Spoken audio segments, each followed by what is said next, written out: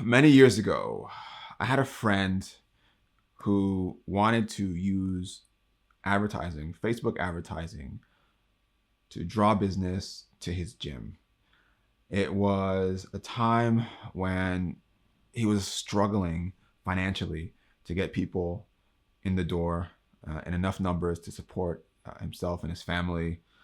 And he didn't have the money to hire a dedicated advertising or marketing person. And this was at the time before I started my consultancy. So I didn't know anything about that world. But because I was good with computers, he was relying on me to help him figure it out. And I vividly recall how stressed he was about spending money on this thing. He had heard that it works. He'd seen other people get results, but he kept saying over and over, "We have to make this first one work.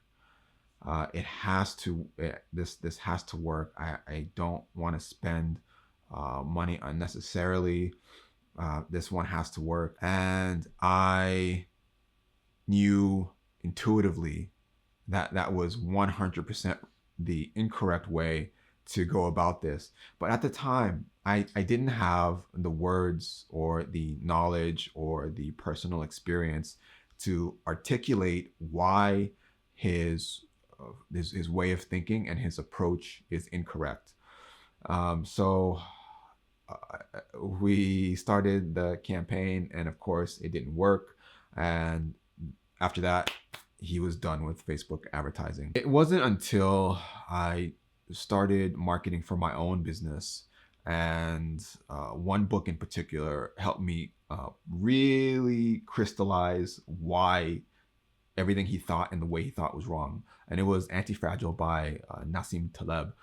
After I read that book, I understood that what I was feeling at that time was my intuitive sense that it it should be a process of natural selection, right? I always thought this is how nature works. This is why we've been able to, this planet as a whole has been able to survive cataclysm after cataclysm, and why when most of the life on the planet is wiped out, it rebounds. It's because of anti-fragility, natural selection. When a system benefits from shock and risk and faults and cataclysms, then it's anti-fragile. Then you don't need to worry about this specific one having to work. Then it actually benefits you that you're getting negative responses, feedback. Some part of the system is failing, and that overall makes the entire system stronger. And this is something I see over and over. This tightness and this fear and this worry about, well, we tried it once and we had to make it work and it didn't work, so let's move on to the next thing. It's sad, especially when there is so much riding on the success of advertising, marketing. What I do now is I share my experience with my clients, and I design campaigns to be anti-fragile on a micro level and on a macro level. So every micro shock, for example, we'll have a marketing campaign that spans different channels, different platforms, and on one channel, on one platform, on one ad set, in one ad, we will have multiple variations of headlines, titles that we'll be testing for a low dollar amount. And some of them won't work.